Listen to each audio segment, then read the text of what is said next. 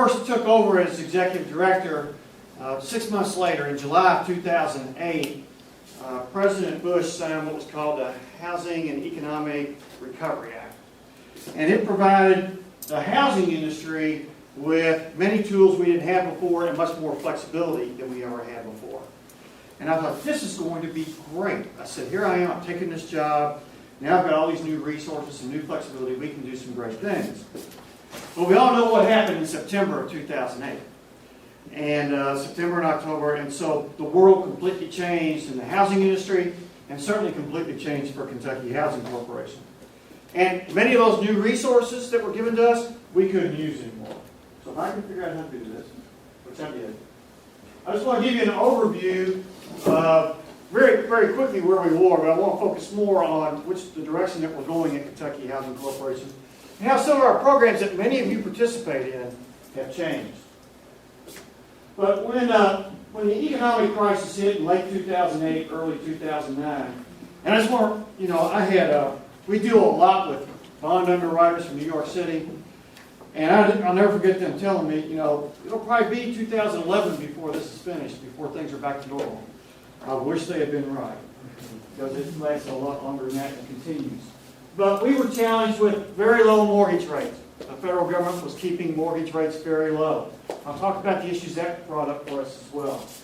Very low investment rates. In other words, Kentucky Housing Corporation, we're required within our bond indenture to maintain a certain amount of money. And what we do is we invest that money, but we invest it very conservatively. We are only allowed to invest in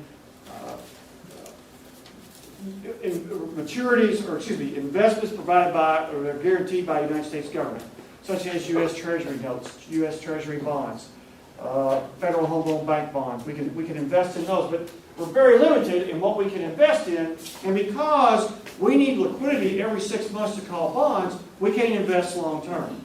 So we went from making 4 or 5% on overnight investments to 2%, and now, quite frankly, less than 0.5% in our overnight investment. And obviously that affects the amount of cash that we have available, not only to pay our bondholders, pay our operating expenses, but most importantly, to provide housing for the people of Kentucky. So the downturn in the housing market meant more people weren't looking for loans. More people weren't looking for homes, and therefore home loans. So our product, our business model that we had, which was focused on increasing our asset base by making mortgage loans, no longer worked. And we saw an increase in foreclosures. Throughout our history, throughout the years that I was at Kentucky Housing Corporation, and we serviced our own loan portfolio, our delinquency rate was one of the lowest in the country, somewhere 5%. In December, it would go up to maybe 6 or 7 because people have other obligations. They think they have other obligations in December. But they always made it up in February and March, and we were back to normal when they got their tax refunds. And our foreclosure rate was like 2%. Throughout this downturn, though, at one point in time, our non-performing assets, if you look at the total percentage of our loan portfolio that was delinquent and or in foreclosure, that total became 20%. So it's just a huge impact on the financial, it had a huge financial impact on Kentucky Housing Corporation and a huge impact on our ability to serve the people of Kentucky. And when I talk about a business model that we had in place for 28 years, longer than that, we're 40 years old now, we had it in place for 35 of those 40 years. And that was, we would go to market and we would sell tax-exempt mortgage revenue bonds. And those bonds, the proceeds from those bonds, we would loan out at lower than market rate interest rates for low and moderate income families to achieve home ownership. So in other words, what we were doing is, let's say we were borrowing money at 4.5% and we were loaning it out at 5.5%. And doing that, we obviously made money. And since we don't receive any state tax dollars, we don't receive any funding from the state of Kentucky, we fund ourselves. And that's how we funded ourselves. That spread, if you will, between what we were paying on the bonds and what we were receiving on the mortgage notes. That's fine and dandy as long as everybody's making their mortgage payment, because we have to make the bond payments. So, and then what happened was, with these low mortgage rates and the downturn in the housing market, it was no longer feasible for us to go into the bond market. And quite frankly, in 2008 and 2009, And still, to some extent today, the bond market doesn't look as favorably on housing for low and moderate income families because there's that perception that isn't that what got us into this mess in the first place. So the rates on the bonds were so high that now we were at, let's say we could go to market today, and let's say our bond yield would be somewhere around 3.5, which means to get full spread, we would have to be around 4.5 to 4.75 in mortgage rates. As you know where mortgage rates are today, that doesn't work. I learned that at Eastern. You can't issue bonds at 4 and do mortgages at 3.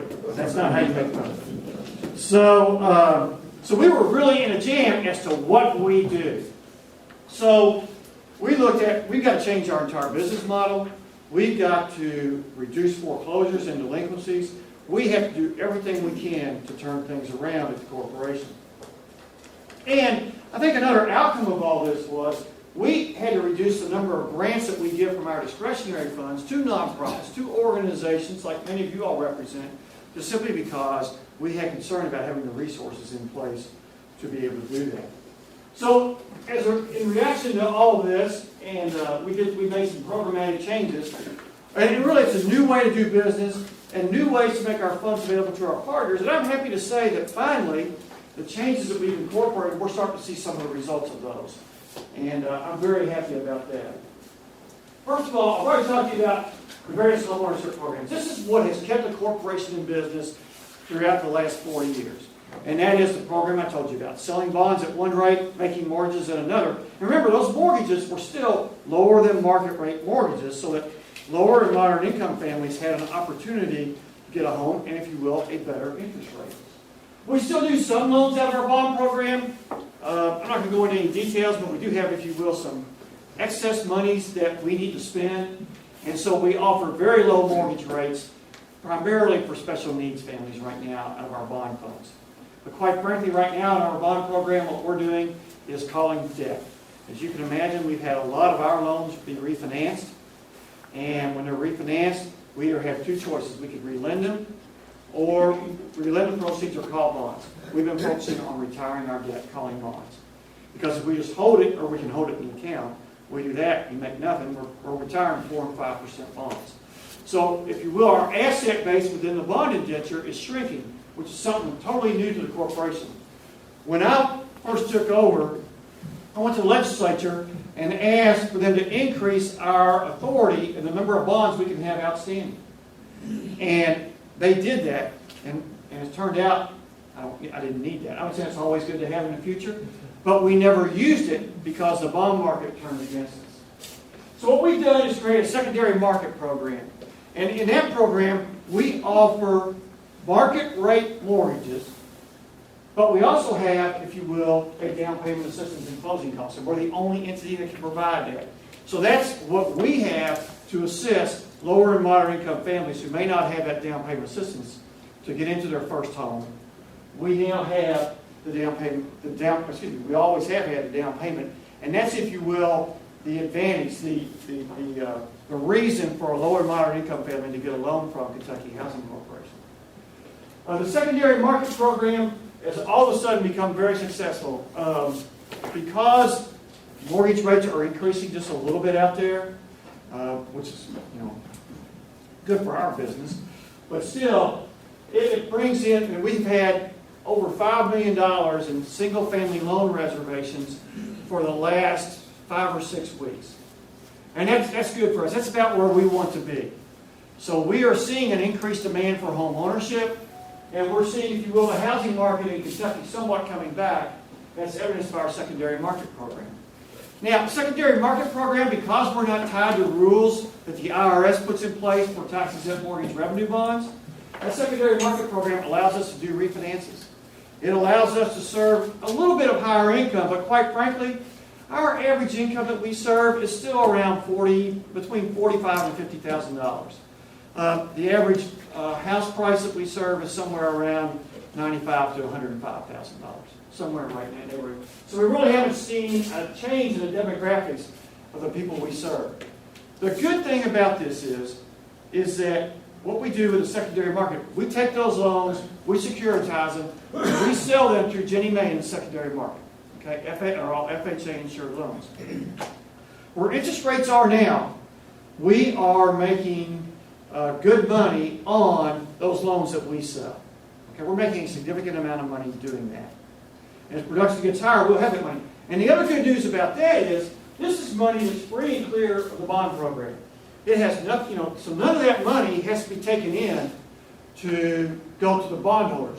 We can do, if you will, whatever we want with that resource, as long as it meets, obviously, our mission at Kentucky Housing Corporation, which is to provide safe, decent, quality housing for low and moderate income Kentuckians. So what this will allow us to do is put more money into housing programs. And that's ultimately what we want to do, because we are very nervous that federal government role in housing is going to be diminished, that federal resources are going to be decreased. And therefore, we need to come up with something to continue to help the people of Kentucky with their housing needs. Now, there's one other thing, and I want to make special notice of that, and that's the Unemployment Bridge Program. Through unused TARP funds, the state of Kentucky received $148 million from the federal government. We were one of 17 states to receive this money. It came to the Department of Treasury to assist families in making their mortgage payments whose reason for being delinquent on their home loans was the fact that they lost their job or that they are now what you would call underemployed. They took a job making less money. Okay? So in order to qualify then, that's all you have to prove is that you've seen at least a 15% drop in your income. And Kentucky Housing Corporation will work with your mortgage loan servicer. Doesn't have to be a KHC loan, it can be any loan in this state. And we will work with your loan servicer to bring your loan current and then make your loan payment for you for up to a year. There's information in your packets about this program. We still have around $75 to $80 million left of that money. The money has to be spent by the end of 2016. So please, if you know anybody within your areas who's still having trouble with their mortgages because they've either lost their job through no fault of their own, or they've seen a significant reduction in income as a result of the economy, even self-employed individuals, then they are eligible to receive this assistance under the Unemployment Bridge Program. I can tell you that in talking to our attorneys, it is a loan program. The funds have to be repaid if you sell your house within 5 years and you make enough money from the sale of that house to have resources left over to pay us back. But the stories that our attorneys tell us when we close these loans is, they'll tug at your heart.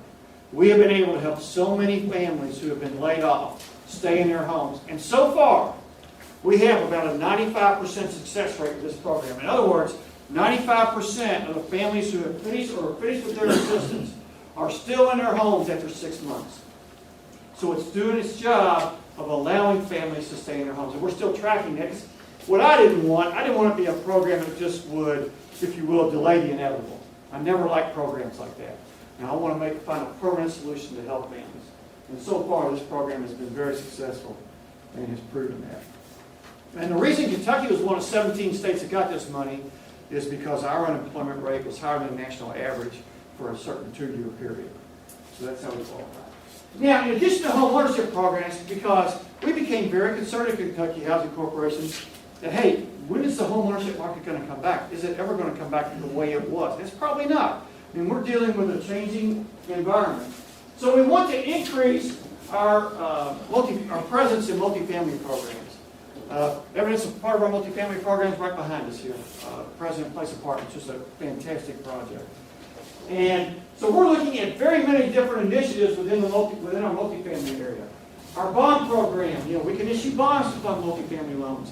We also have what's called a conduit program. We actually issue the bonds, but the developer is responsible for ensuring repayment of those bonds. We also have, combined with this type of program, we have tax credits associated with it. You automatically get 4% tax credits when you fund a project with tax-exempt bonds. Risk sharing. We had a risk sharing program in place for many years back in the early 90s. But a lot of those loans, we don't have the resources to fund those loans, if you will. We don't have the capital in place to do that. So we look for other venues to fund that capital. And that venue used to be Fannie Mae. And then they got out of that business. And they were very good loans, but still, they became more nervous about multifamily projects. So our funding source was gone, so we no longer could continue the program. But Mark and I have been working. We've met with several potential people who may be interested in participating in loans with us. We're also looking at other just possible ways to get back into doing the risk sharing program. What risk sharing means is that Kentucky Housing Corporation insures 50% of the loan, and the Department of Housing and Urban Development insures 50% of the loan. But one big advantage is you do 40-year mortgages with the risk sharing program. So it's been very important to the development of multifamily housing. We're also looking at our role in addition to permanent financing into construction loans and bridge loans for the project. And a bridge loan is nothing more than if you have a tax credits and your investor's going to put in money in year one. A bridge loan may say, okay, investor, put your money in year two. We will loan the project the money for a year. And what that does is increases the amount of money that investor is willing to put into that project and increases the equity and therefore reduces the gap or the loan amount that's needed to complete the project. So that's been very successful. And we're looking at taking resources, for example, with our gains on sales of the mortgage loans to use for bridge loans, construction loans, things we want to do in multifamily, among other things. I do want to mention this. Probably the greatest asset the state has had, and really the nation has had, for the funding of affordable multifamily housing units is the tax credit program. The tax credit program has developed thousands of units within the state of Kentucky, very nice units, very good units, just like these that are around us right here. Every year, we have to have what's called a qualified allocation plan, in which we tell the world this is how we're going to administer the tax credits. We get about $10 million, is that right, Mark? $10 million in tax credits a year. And what that equates to is about $90 million in equity, maybe not quite, $85 to $90 million in equity that comes into the state from private resources, a public-private partnership that comes into the state to develop housing like what we see around us today.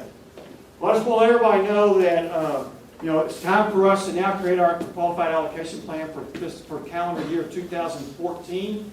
We're in the process of doing that now. We have a public hearing, Mark, later this month. Mark will look it up, but later this month. But obviously, if there are things that you are interested in, now is the time to let us know what the multifamily needs are in this area of the state, in your area.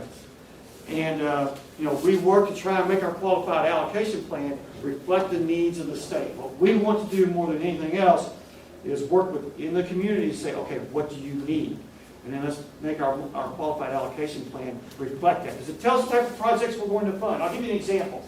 One may be there's a need for more rehab in the state than there is new construction.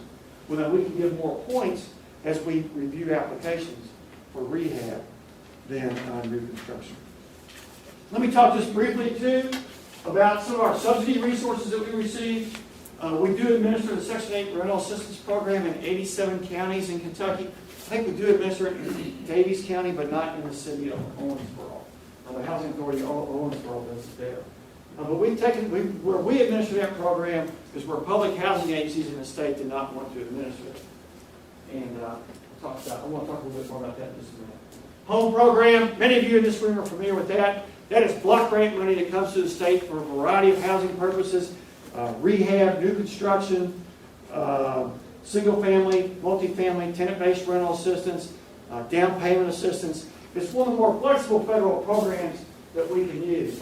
Now, it's been subject to some cuts recently. We've seen some significant cuts in it, and probably see another one due to sequestration. But, we try, many states, let me put it this way, many states use their resources for one purpose. There's like 5 or 6 eligible programs that you can use out of home. And we offer 5 of those because we want to be flexible. We know there's different needs throughout the state of Kentucky, and it's important for us to have the resources in place and the ability for those communities to come to us and say, we have a need in our community, how can you help us? Well, we do have this with the home program that we can do. Instead of using it for just multifamily housing or single-family down payment or something like that. Makes it a little bit more complicated, a little bit more cumbersome for us, but it's what we should be doing as a state housing finance agency. I'm sure many of you are familiar with the Affordable Housing Trust Fund.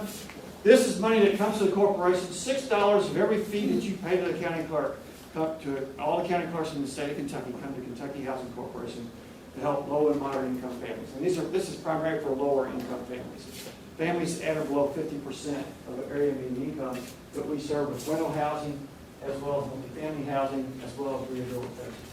Now, Aubrey's very familiar with the Weatherization Assistance Program.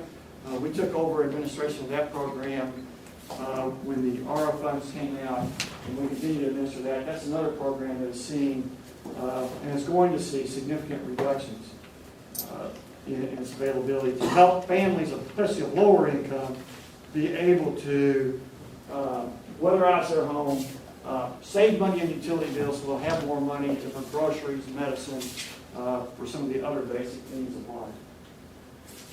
My last slide here just involves legislation. Really don't know the full impact of sequestration. HUD sends us things about what they think will happen. We are not sure. Two concerns I have. One is, especially with the rental assistance program, we serve about 4,500 families with our rental assistance programs. I know that David Condon does here in Owensboro, serves many families. And that probably will be subject to a 5% cut. We can manage our program to meet that, but we have thousands of people on our waiting list right now, so I'll just add to that the families we won't be able to serve. And another of my big concerns with this is, in addition to the families, is that right now Kentucky Housing Corporation, if you will, subsidizes this program. We don't receive the administrative costs, full reimbursement of administrative costs from HUD of what it costs us to administer this program. We subsidize the program to a significant amount. A 5% cut will make it even more significant. Now, the reason that is that HUD bases their decisions of administrative fees on the fact that you administer within a certain enclosed area, and therefore, it doesn't cost you that much to do this. Well, when we administer in 87 counties, the costs have increased significantly. The costs are significantly more than increasing doing it in Davies County or Fayette County or even Jefferson County. And so that's always been my argument, but still, falling on deaf ears at HUD, it's been very difficult for us to administer the program with the administrative fee that's received to us. And I will say this, that we've done everything we can. Our cost per leased unit, in other words, what it cost us to administer this program per leased unit is the same today as it was in 2008. And that's because we have reduced staff, we've tried to enhance our systems, we've tried to do everything we can to reduce the cost of administering the program, but I'm to the point now I don't know what else to do. But anyway, that's a program that's very important to many Kentuckians. A couple bills we had in the legislature this year, one was successful, one wasn't.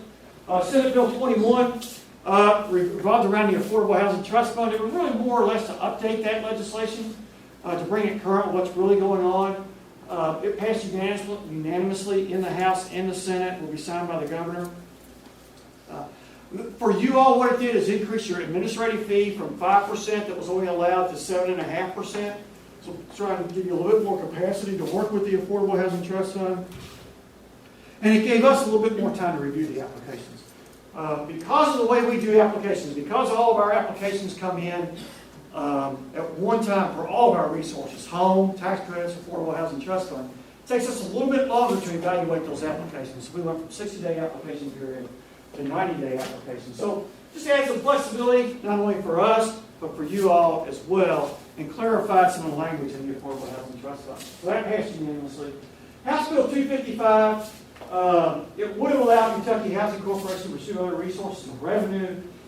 We've been approached several times by other states who are unhappy with the entity, the bank, quite frankly, that services their mortgage loan portfolio. And as you can imagine, using a private servicer out there, they're not going to pay as much attention to the $80,000, $75,000, $90,000 loans as they are $200,000, $300,000 loans. So that's why they make their money. So given that, they come to us and say, you already have the computer system in place, you have the infrastructure you need, would you service our loans? And I would be willing to do that once we get our servicing portfolio down to the point where it needs to be. I'd be willing to do that for a fee, and that fee would generate more revenue for us, which will allow us to serve more Kentucky families. So I think it was just the timing of it. We did this at the very beginning of the session. Probably didn't have enough time to educate the members of the legislature about this, but this is something we will try and do next year. We've also been asked, like the state of Indiana, asked us to administer their unemployment bridge program for it. Because we already had the infrastructure in place, they didn't want to have to spend the money to do it. We were ready to do it, but again, we couldn't do it. We could have collected a fee for that as well and use that money to serve Kentucky families. So we're going to try that again next year, at next year's General Assembly, because I'm looking for other ways that we can supplement what we're going to lose in federal resources so that we can continue to meet the housing needs of Kentuckians.